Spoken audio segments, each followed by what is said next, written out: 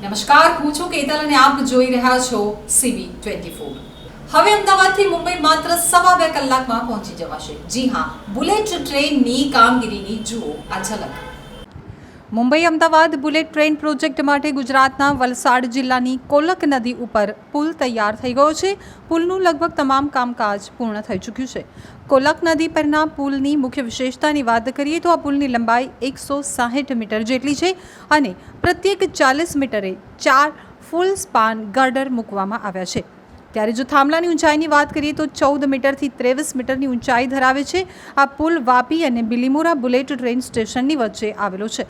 બે સ્ટેશનો વચ્ચે પૂર્ણ થયેલી અન્ય નદીઓમાં ઔરંગા અને પાર નદીઓનો પણ સમાવેશ થયો છે।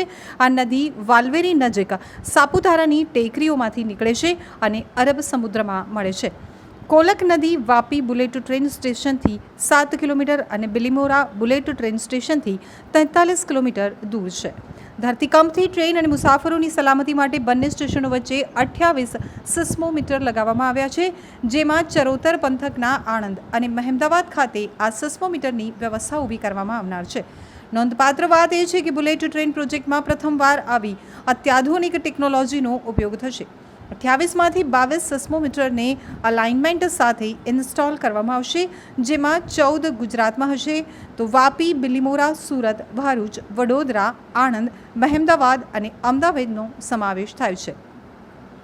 MHRS પ્રોજેક્ટ મુંબઈ, સુરત, વડોદરા અને અમદાવાદના વેપાર કેન્દ્રોને જોડતા ગુજરાત અને મહારાષ્ટ્રના ઉચ્ચ વિકાસ દર રાજ્યોમાંથી પસાર થાય છે। જાપાનીઝ ઇન્ટરનેશનલ કોર્પોરેશન એજન્સી દ્વારા હાથ ધરાયેલ સંભવિત અભ્યાસ મુજબ project economic internal rate of return 11.8% હોવાનો અંદાજ હતો।